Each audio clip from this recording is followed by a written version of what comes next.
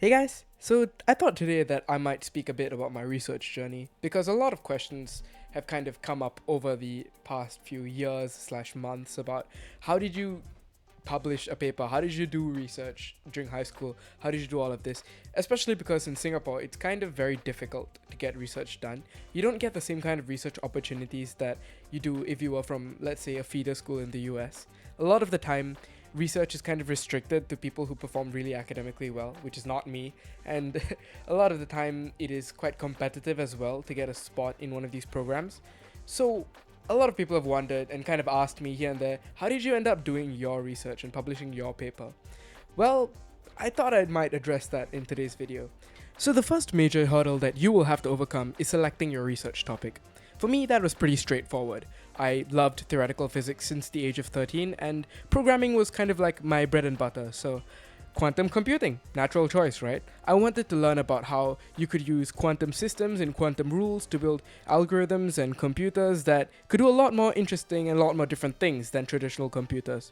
So that was pretty easy for me to identify, and although I could identify my topic very easily, my subtopic took a lot more time to look into. Because quantum computing is a huge field. There is error correction, algorithms, optimization, QML, quantum cybersecurity, quantum networks. There's all sorts of things that you can look at when it comes to this giant topic of quantum information. And I just happen to be interested in QEC and FTQC, which is fault-tolerant quantum computing. I wanted to look at what systems can be put in place to ensure that the integrity of quantum information would retain over time. So that was kind of how I went to my topic, but before I finalized my topic, I went through a lot of different failed attempts and met a lot of dead ends, and it was quite catastrophic, I will not lie. The next hurdle that you'll have to overcome is finding your research mentor. So the thing is, you can do this in a few ways. You can kind of cold email professors, you can kind of look at people on archive, people whose work you kind of like. You need to grow a network, that's a very good way you can do this. You could technically use research programs. That is the most surefire method to kind of get allocated a mentor. But beyond that, you have to understand that a lot of the time these mentors may not be exactly interested in the problem that you're working on. So they might ask you to rescope your stuff.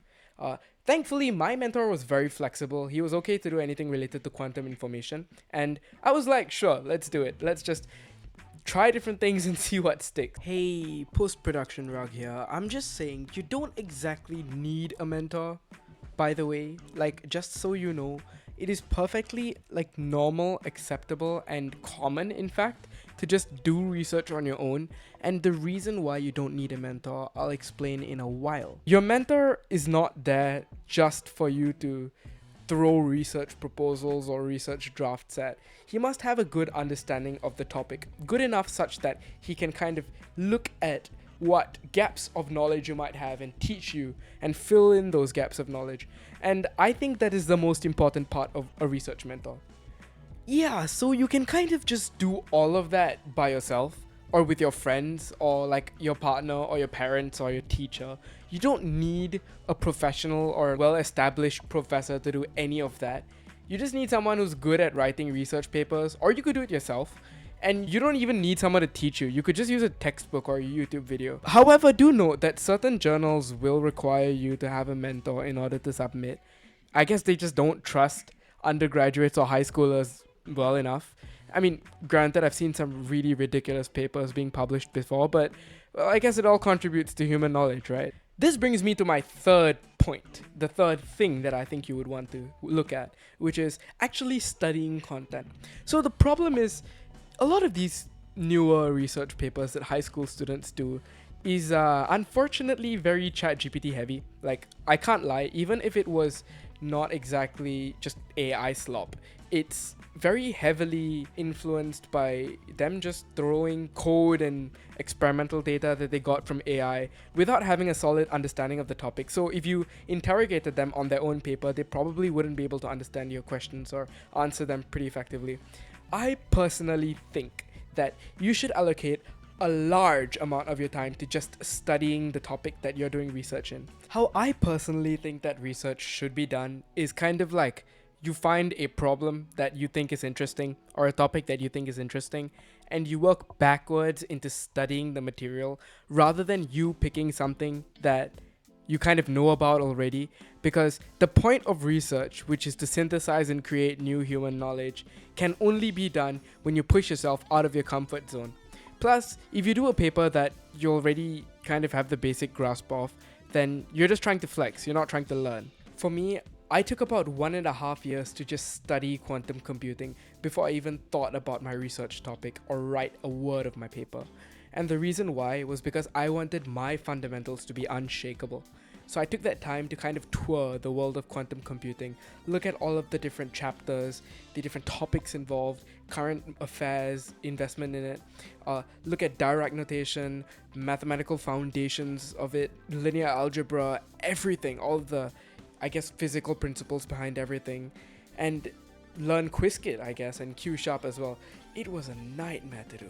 But in all honesty, I feel like that was what made my paper so useful. The fact that I learned how it was to learn about quantum computing. I knew the different things that might confuse people, the different setbacks they might face. And so if I did something like a review paper, which is what mine was, it would be kind of empathetic towards the audience, which was, I guess, beginners trying to get into the field to try and understand the different paradigms and the different concepts involved in quantum information. The next step that you need to look at is publishing, but not exactly the publishing yet. You need to do this thing called a preprint. This is an optional step, by the way, but what you can do is you can write a very elementary version of kind of like a draft, like a teaser kind of, and then put it on a site like Archive or OSF, and then show the general public what your research could look like, kind of like advertising it. And you could use that as a kind of synopsis to send to different journals if you want to see which ones might accept you. But the process of the publishing is slightly different. For the publishing, your actual publishing, what you need to do is firstly identify a few journals you qualify for. A few things. Firstly, some of them require affiliations, like you must be part of a university. If you're like me and a majority of your work happened in, I guess, the army, national service, that kind of thing, it can be difficult. But if you're in a university or a high school or junior college, you should be fine, I think. So beyond that, you need to ensure that it's peer-reviewed, because doing an unpeer-reviewed paper is kind of useless. Then you need to ensure that it's at least decently reputable or not a scam. There are a lot of predatory journals that kind of scam students, and I don't think that's very nice of them. I don't think it's very healthy for academia, but they exist, so watch out. And you need to ensure that these journals, I guess, have the specific focus of the topic that you're looking at. So if you're doing healthcare, don't expect to submit to like a physics journal. Like you gotta have some sort of specificity in what you're submitting to. And beyond that, try and make sure that it's, I guess, free access. It makes it very useful if it's free access. And if it has a DOI attached to it, that will make it look quite good on your resume, in my opinion. My paper does not have a DOI, but that's just because I only learned about DOIs in retrospect when I was doing my references. So yeah, I guess it's okay. It's a point for future notice, I guess. One thing you need to take note is that a lot of these journals will do this thing called a peer review. And the peer review process looks similar to, I guess, when you're doing a group project, then you have to submit to your teacher every now and again.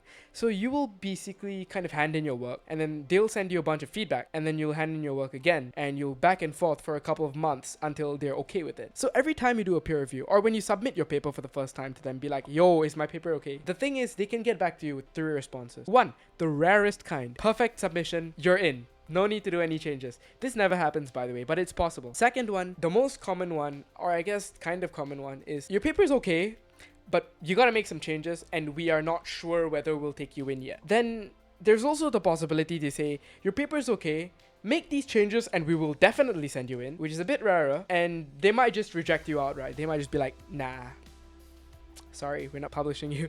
And I guess that's quite unfortunate, something that you're gonna have to face quite a bit in your research journey. Especially because a lot of these journals are very competitive to submit to. But when it comes to the actual review process, it can be quite hectic. For me, I had to do I think 2 rounds of 4 different reviews, and oh my god, the reviewers were just so demanding. I get it. it was for the good of my paper and I was presenting a lot of knowledge. I was pushed to my limits. Each comment was like a whole chapter I had to add or change or remove. And I remember like there was one line that one of the reviewers said. Very simple, easy to write. It was just a few seconds of typing. But that made me change about 45% of my paper. I had to sit down one night, stay up and just do the whole thing in one shot during overnight duty. That was tiring. That was horrible. It was insane. But I'm so glad I got it done because that just proved to me that I can do difficult things and I can come up with quality, peer-reviewed and good research. So once you send it in, then you'll get an email saying congrats, your research paper has been selected for submission in this volume of this article, whatever stuff, and I guess you can officially be cited on paper. It's a very exciting feeling. It's amazing to have. This is kind of motivation. It's what pushes you to publish more and more and more. Trust me, it does. Which is why I'm working on my next paper, but I won't tell you what it is just yet. This is effectively what research journey might look like.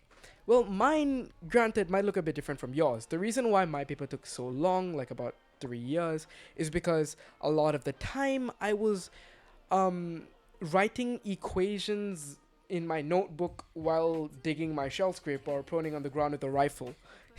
Which is real, by the way. I had to rush a deadline while I was in the middle of an outfield, so I was literally scrambling like with muddy hands, just scribbling equations down, thinking, okay, would this work? Would this not work? What's the framework? Yeah, those are good memories, but it just proved to me that if I really wanted to do something, I could. So yeah, that's genuinely what my research journey looked like, and it's not that difficult to get a paper out if you just have sheer willpower, or as I like to call it, stubbornness. And yeah, I guess if this interests you, welcome to the research family and hope you enjoy contributing to human knowledge. I guess I'll catch you in the meantime. Bye.